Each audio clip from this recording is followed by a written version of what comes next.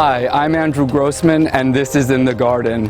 Today I'm going to show you some terrific summer blooming flowering shrubs. I'm going to revitalize a stand of daylilies and we're going to plant some interesting perennials. We've got a lot to do, so let's get started.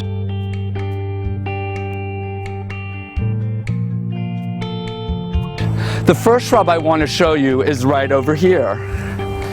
Now, a lot of people are familiar with this shrub.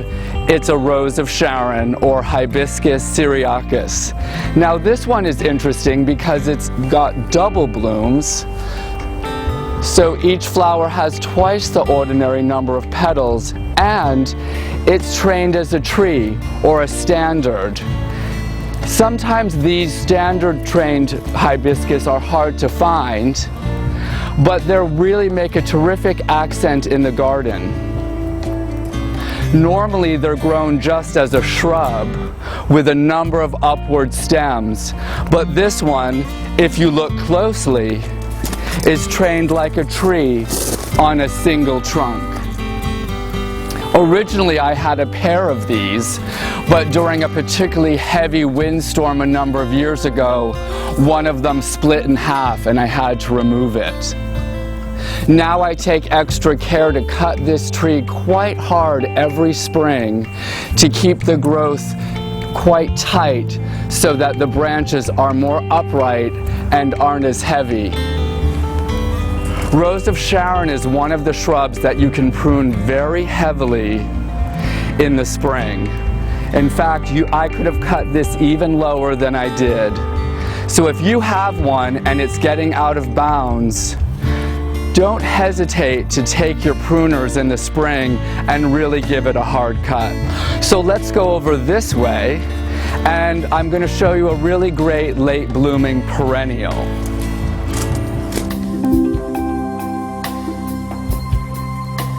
Now this is a sedum called Carl. There are a number of different great garden variety sedums. This one is a hybrid that came from one of the original plants called Autumn Joy, which has been a standard in perennial gardens for a number of years. Recently, hybridizers have been working on making different flower colors and also foliage colors. This one is green, but there are a number of sedums with reddish tinged leaves. Now the great thing about sedums is they bloom quite late in the season, usually towards the end of the summer, and their flower heads also, when they go to seed, make a very interesting accent in the garden. This one hasn't started to open yet, but probably in another 3 weeks it will be covered with bright pink flowers. I've already planted a couple of them to fill a hole in my garden right over here. So I'm going to just plant this one right next to them. Just going to dig this a little deeper. Now when you're dealing with a fragile plant like this, in which the stems are rather brittle, what you want to do is slide your hand inside the plant and then flip it over and just lift the pot right off. That way you don't worry about breaking any of the branches or letting the plant drop onto the ground. Now I'm just going to pop this right into here, fill the soil in around it.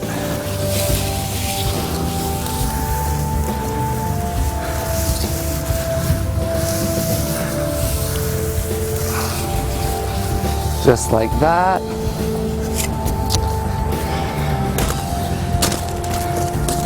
And then I'm going to give it a nice drink of water.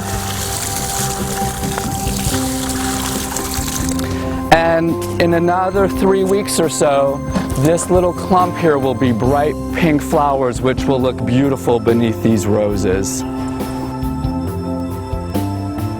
Now let's go take a look at a stand of daylilies. So now I'm going to show you how to give a stand of daylilies a facelift. I'm a big fan of daylilies. I think they're a great garden plant. They come in a huge range of colors. They're super low maintenance. The one thing no one ever tells you about them, though, is that once they finish blooming, they can end up looking like a ratty mess. And depending upon how early they bloom, that can sort of leave an unsightly area in your garden. So now I'm going to show you a quick trick for how to clean up a ratty stand of daylilies.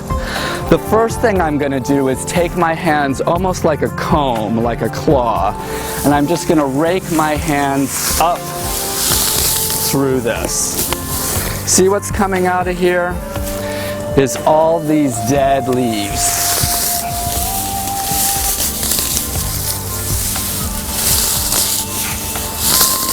You need to use a little bit of muscle, but not too much.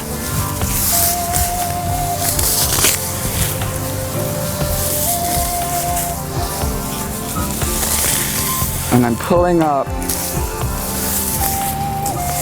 all the brown leaves. Get them from around the bottom. Now,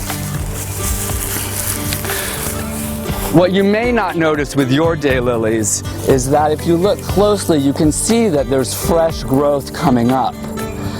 But this growth is covered by all this brown old growth. So what I'm going to do is I'm going to take my hands, come up to the top, and just pull like that.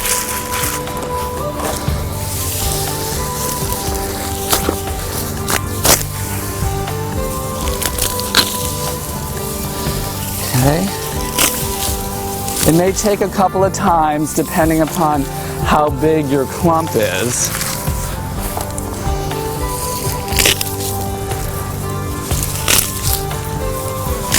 Now this makes the plant look a lot smaller, but in probably, I would say, 3 weeks,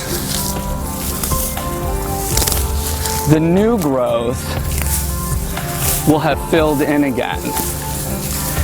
And so what I'll be left with for the autumn and late summer is a really much prettier mass of green leaves. And this is black-eyed Stella, which is a variety of daylily. And this actually will rebloom. So now when the new flower stems come up, they won't be hidden by a bunch of brown leaves. Now, I will go through later in the day and do this to the entire mass of daylilies. And I'll show you in another part of the garden area where I did this a couple days ago. Now before we leave this spot, I want to show you something really pretty. So this incredible plant is a rose mallow, or Hibiscus moschutos. This is actually in the hibiscus family, but it's not a shrub, it's a perennial. It dies to the ground every year, and this is how much it's grown in one season. There are actually 3 plants here, and one of the reasons that they're so bushy is because early in the spring, when the stems are about 10 inches tall, I pinch the tops off of them so they really bush out. This has a really amazing, dramatic, big flower, and there are a number of different varieties of them. I have a few others in my garden. They come in pink, they come in white, they come in deep dark red. This is a very easy plant to grow. It just needs full sun and ample water. All right, if you come along with me, I'm going to show you another interesting perennial.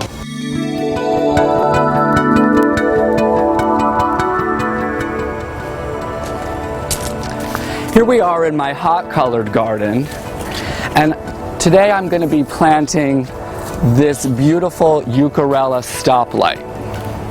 Now, Eucharellas are very interesting because they're actually a cross between two different plants. One is a Euchara and one is a Tiarella, both of which are somewhat shade-tolerant perennials. They actually prefer a little bit of shade and ample moisture. And you can see right here, this with the orangey leaves is a Euchara. So this plant is bred from this plant or a plant like it and a Tiarella, which is also known as the foam flower. Now, what I love about these in this garden is that they have the really orange foliage, or in the case of the stoplight Eucharella, it's sort of this chartreuse with a red vein, which I think looks really great with all the bright oranges and yellows. So again, just going to dig a hole for it right in here.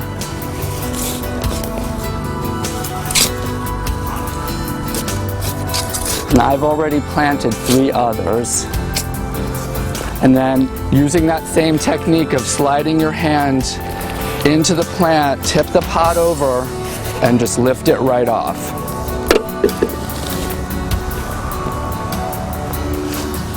And in it goes. We've had lots of rain recently, which is nice.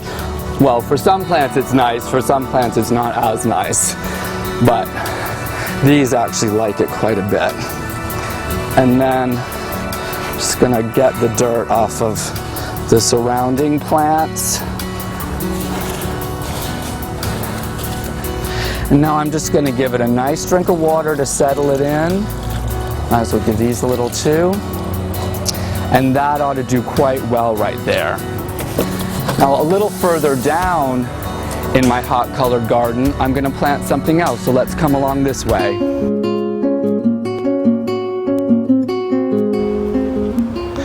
Okay.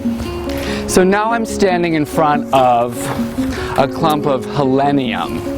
Helenium is a great summer blooming plant. It comes in a range of colors, including rusts and reds. In fact, right behind me over there is a stand of orange ones. This one is called Tiny Dancer, although it isn't actually that tiny, but it is shorter than a lot of other Heleniums. And again, I planted a few to fill a hole earlier today, and now I'm going to put this one in, and Puck is coming along to help me. Hi, Puck. Puck, you got to get out of the way. Go that way. So I'm just going to dig a hole right here. Again, nice and easy. Now this plant is very brittle. And it's full of flowers, so it's quite heavy, so I want to be really careful with this one. So again, I'm going to turn it over, I'm going to lift it out. Now let me show you this. You see how the roots here are all tangled and matted? What I'm going to do is just take my fingers and break that up a little bit.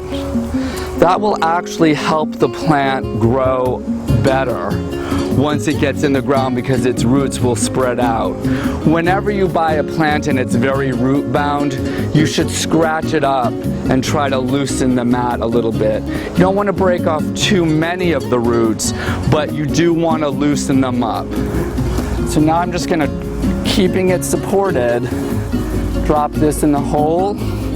You want to make sure that when you plant most things, they're at relatively the same level in the ground as they were in the pot.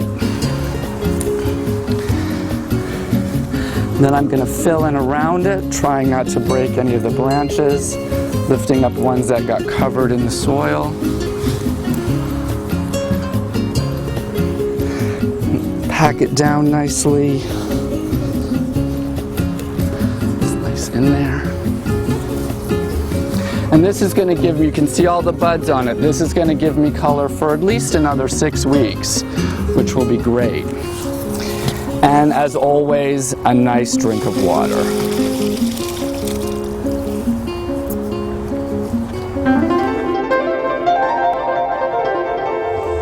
Now this is a shrub that I really want to show you.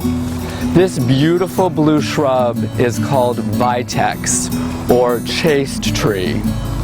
It makes a quite large shrub, and as you can see, it's covered in these beautiful blue flowers that are loved by butterflies and bees. It's been in bloom now for about 2.5 weeks and will probably continue for another 2 weeks or so. This is another shrub that you can keep in bounds by pruning quite hard in the spring. It is late to leaf out, so sometimes people think it's dead because it does take quite a while for it to show its first leaves. But once the warm weather hits, it really gets going and makes a terrific backdrop for other plants in your garden. Now if we come along this way, I want to show you another great perennial. We're on our way to some beautiful shrubs, but I just had to stop and show you this gorgeous flower. This is actually a bulb, and it's not hardy, so every fall I dig up the bulbs and store them in a cool, dry place. But this is Acidanthera, or the peacock gladiola. It has an amazing fragrance, particularly at night. This plant perfumes my entire garden, and I just love these dramatic flowers with the frilly white petals and the purple interior. These are really terrific. Now let's take a walk over here, and I want to show you another perennial.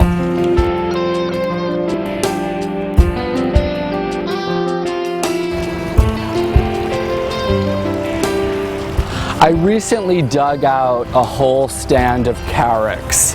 Carex is this variegated grass, which I actually really like, but you can see that the leaves here are all tattered and ratty. That's because actually I have a terrible snail problem in my garden, which I haven't been able to control with anything that isn't extremely toxic, so I'm just rolling with it at the moment. So I've decided to take out the plants that the snails really like, and I'm replacing them with this beautiful pulmonaria called Touch of Class. Now, pulmonarias are also known as Jacob's ladders. The original plants that people grew in their gardens were not variegated. They had just green leaves, and they're grown for their masses of blue flowers in the spring. I've already planted a group of them here, and I'm just going to put in this last one. So again, I'm going to dig down.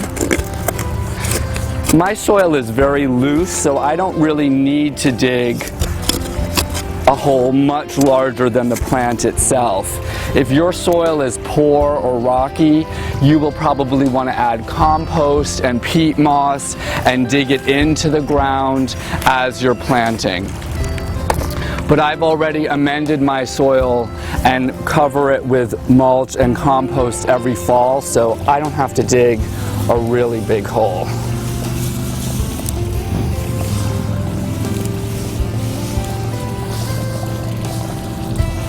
I'm just going to fill that in, and hopefully next spring this will be a mass of blue flowers, and then all summer long I get this really pretty foliage. And as I've mentioned before, I'm a big fan of variegated foliage because it gives you color all summer long, even when your plants aren't flowering. Right next to this group, let me give it a little water. Puck's taking a look. Right next to this plant, I'm putting in 3 of these beauties. Now, this is a Brunera called Jack Frost. Bruneras are also known as perennial forget-me-nots because in the spring they'll have sprays of beautiful pale blue forget-me-not flowers. But again, these are hybrids that are grown not only for the spring flowers, but for this beautiful silvery foliage, which looks terrific in the shade. Again, these plants are for part shade to full shade. They won't like a lot of hot baking sun. And again, as I mentioned earlier, you can see where these are very root bound. So what I'm going to do is just take my fingers and try to loosen this up a little bit before I plant.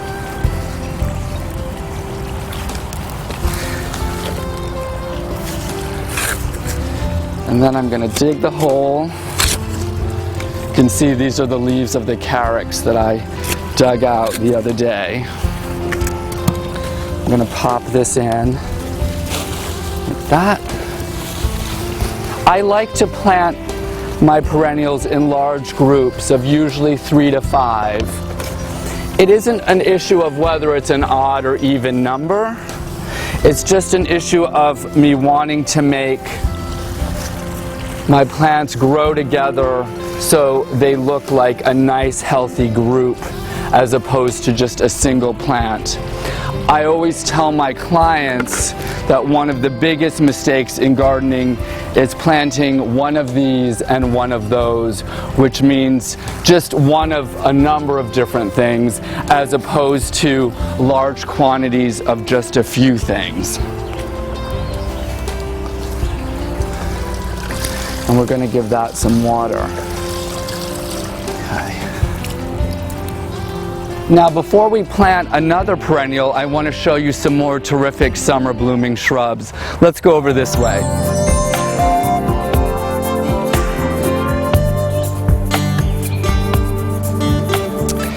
The first flowering shrub I want to show you is right here. This bush covered with these beautiful white flowers has been blooming for about a month and literally will continue blooming until frost. This is Abelia grandiflora. It's a great mid-sized shrub and it's semi-evergreen, which means that in a mild winter, such as the one we just had, it will keep its leaves all winter long. In a harsher winter, by say February, the leaves will have fallen off of it. This is also a shrub because it's a summer bloomer that you can prune quite hard in the spring, and you can keep pruning it to whatever shape you want. I've actually seen this used as a hedge and people shear it, but it doesn't bloom quite as heavily if you do that. But this is actually one of my favorite shrubs for part shade to full sun. I use it quite a bit for clients. It doesn't seem to have any real noticeable pests, and it gives you a long season of bloom, particularly when other shrubs aren't blooming. Now right next to it are these incredibly showy hydrangeas. Look at that huge flower head. This is a new hybrid of Hydrangea paniculata called Little Lamb. The hybridizers have been working a lot recently on taking what are normally quite large hydrangeas, like the tree right over there, and breeding them so that they are much smaller in stature. So this is Little Lamb. Again, it's for full sun to part shade, not deep shade. It will wilt out a bit if you plant it in really hot sun and don't give it enough water. The flower heads, depending on the weather, will start turning pinkish as the season goes on. And it's also a terrific cut flower because you could cut this stem all the way down to there without harming the plant. And just a few of these make a great centerpiece. So this is also a terrific summer blooming shrub. Then right over here, this is another great one. This little shrub is Clethra alnifolia hummingbird. It's called hummingbird because the hummingbirds love it. Clethras come in different shapes and sizes. This is a very dwarf one. There are some that will reach as tall as 8 to 9 feet. Some have pinker flowers. This one is white. I admit that it's not the showiest flower in the world, but it's incredibly fragrant. If any of you have driven down to the Cape in the summer and you're driving along the highway, that sweet honey smell is most likely this plant, Clethra alnifolia. And it's very easy to grow in shade. It does tend to sucker a little bit, which means it spreads by sending up stems sort of away from the base of the plant, so it can be a little difficult to control, but it is just terrific, low maintenance, and very fragrant. One of the things clients ask me quite a bit is, can we have fragrance in the garden? And this is a plant I always recommend for that reason. And then right behind it, this is another rose of Sharon that I particularly love. This is called White Chiffon. And you can see it sort of, it's not quite a double, but it has a very big outer range of petals. And the inner petals are sort of this little fluffy cup. And the flowers are quite large. This also has a long bloom season. Now, as opposed to the Rose of Sharon I showed you earlier, which was trained as a tree or a standard, this is just a shrub with multiple stems. This is also a shrub that you can keep to almost any size you want. I don't want this to get too tall, so every spring I prune it very hard down to, you know, probably about 3 or 4 feet, 3.5 feet off the ground. This is the new growth for the season, but it keeps it nice and full without it being too tall. So this again is Hibiscus syriacus, or Rose of Sharon, White Chiffon.